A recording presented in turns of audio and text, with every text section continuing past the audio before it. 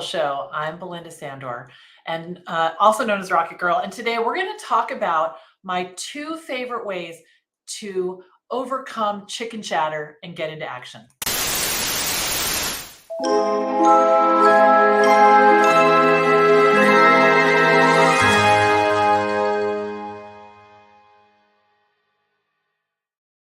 Hey, everybody, welcome. For those of you who are joining us for the first time, I'm Belinda Sandor, founder of the VA Connection, where I coach and mentor aspiring and established virtual assistants to create, grow, and scale their businesses. And I work with my students in my free online community, my courses, and coaching programs. So today I'll be your host for the RocketGirl Show, my live stream show that airs every Thursday at 11:30 a.m. Each episode of the Rocket Girl Show is packed with useful information about what it takes to be a successful VA. And if you've been a VA for a while or you're just starting out, these tips 100% are for you. So I'd love to, I see you guys pouring in. Hello. I'd love to hear where you're coming in from. I see Frederica's here from Amsterdam. Hello. So let me know where you're coming in from. We are streaming all the places. We are on Facebook, YouTube, LinkedIn, and Twitter. And if you're watching from YouTube, I'd love for you to click the subscribe button and ring the bell. We have free live trainings every single week, and I don't want you to miss a thing. So today we're going to talk about my two favorite ways to get to take charge when the chatter takes over. Now let's talk about what chatter is. So I have 8 backyard chickens.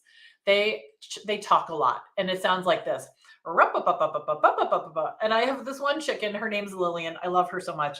When she talks, like I can hear what she's saying. I can understand her chicken. You know, it could be like, "Why didn't you come out here sooner? I've been waiting for you all day. And did you know that so-and-so was picking on me? And I think we need some fresh water." I mean, that's what it sounds like. And when I pick her up, she's like, "Rah!" It's very funny. Like I said, her name's Lillian. And so I think what happens is in our own head, that's what it sounds like when we're talking to ourselves. Why didn't you do that? You should have done this, right? And all the things. So what I want to help you do is first, I want you to understand everybody has chicken chatter, right? Everybody has chicken chatter. It might be your voice. It might be someone else's voice, but it's there. And so what we want to do is we want to spend time. The voice is never going away. All right. So you might as well just say, all right, this is part of my life. This is the deal. However, we can do things to quiet the voice. We can also do things to teach the voice to be nice to us. Really critical. All right. Really, really, really critical.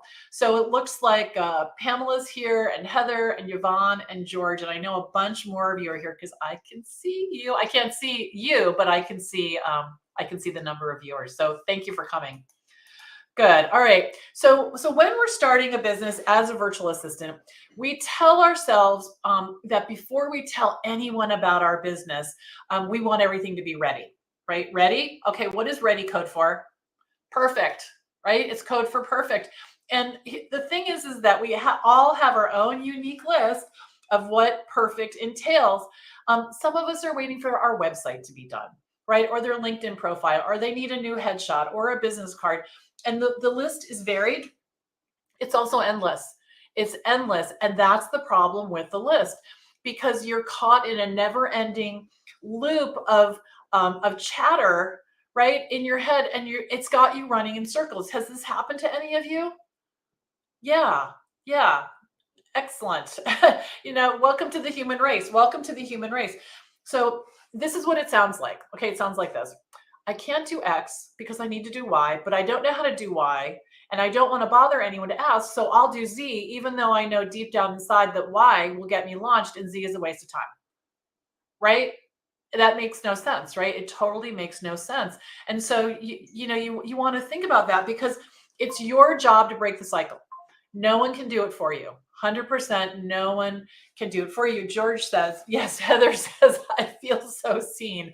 I know. It happens to me too. But here's the thing. You have to really get into action. All right. You have to get into action. And Francis, I see your comment, and I will reach out to you as soon as this is over. Yes, you're definitely supposed to be here. 100% you're supposed to be here. And I'll reach out to you right after this and make sure you get all squared away. Francis is a brand new student. Okay, good. So you need to calm the chatter, and you need to really break the cycle. So the first way you can do this is to get into action. All right. I want you to give yourself some credit. You know what you need to do. You just probably don't want to do it. Right. So it's not that you don't know, you do know, and you're avoiding it. Right. So I want you to identify your next step, take a deep breath, and get started. Now, if you're reaching out to your network to tell them about your business, choose one person and tell them.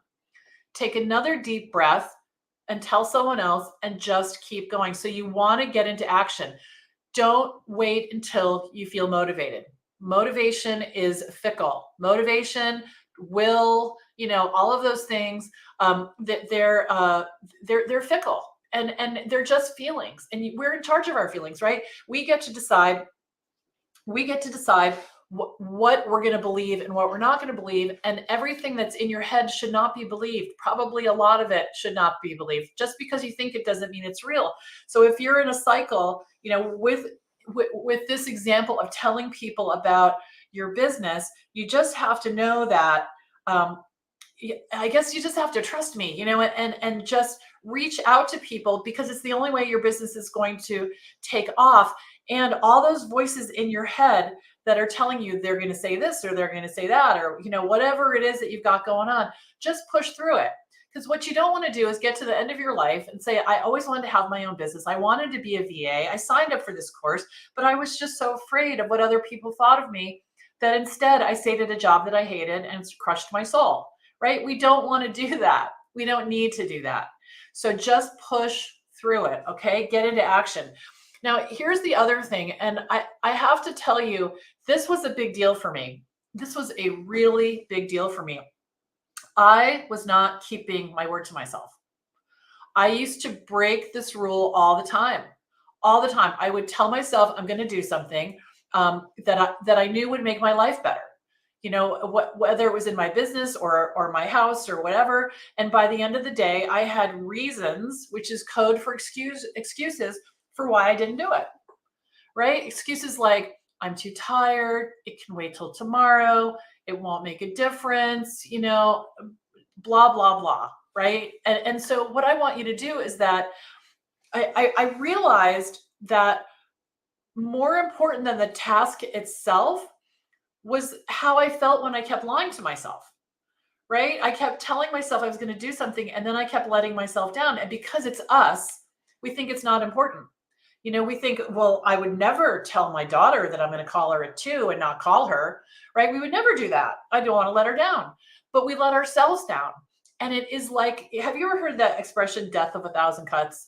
It's like, that's what it is. It's this slow, prolonged unraveling of our confidence and our self-esteem and all the things when we don't keep our word to ourselves. It's so important. So be careful what you tell yourself you're going to do. Be realistic, and then do it. Do it. So to get up in the morning and say, I'm going to do these 20 million things, and then it's not realistic for a human being to be able to get those done. You don't want to put yourself in that loop. So typically what I do is I pick 1 or 2 things a day that, no kidding, I'm going to get done no matter what. And they're the things that are going to move the needle in my business and in my life. You have to be really careful about that, right? And I don't have 20 million things. I might have 2 things I'm going to get done no matter what, and 5 things I would like to get done that will be pushed to the top of the list tomorrow if I don't have time for extra things. But I'll tell you what, I have come into my office, or done things at night. I'll say to Greg, I just have to finish a thing. I don't even go into the details, and it's what I need to do today. The thing I'm going to do, one of the things is I have, 40 houseplants, something like that. And we moved them all here, and they've been stuck in the bathroom upstairs, and they need to be taken care of.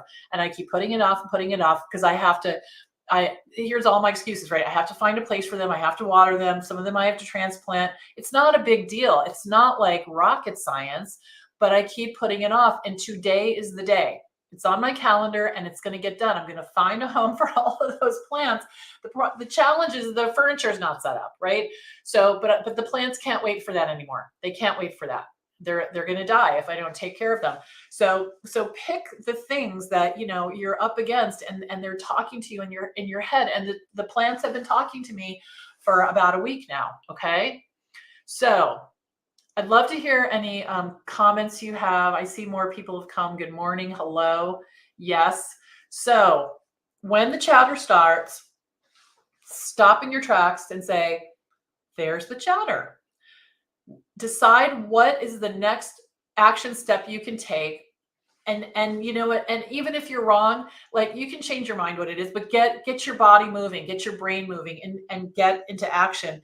And then be very careful about keeping your word to yourself, because it really is self-destructive when we tell ourselves we're going to do something and we don't. And I know from experience how I felt day after day after day when I wasn't handling my finances, you know, and I was doing other stuff that was really important. But my finances were deteriorating more and more and more until it just became a giant mess that it didn't have to be. All right, good. So this is not easy, but you can do it if you keep it simple. Okay, keep it simple. And I want you to celebrate every time you take these steps. Every time you take these steps, I want you to high five yourself. You know, look yourself in the mirror, at yourself in the mirror, and say, you know what, I did it. I did it. It can be the simplest thing ever. And it might even be easy, but I want you to acknowledge your wins. That's what makes a difference. All right, everybody. I'm Belinda Sandor, Rocket Girl, signing off of this episode of Rocket Girl Solutions. I will see you soon. Thanks for coming. Bye for now.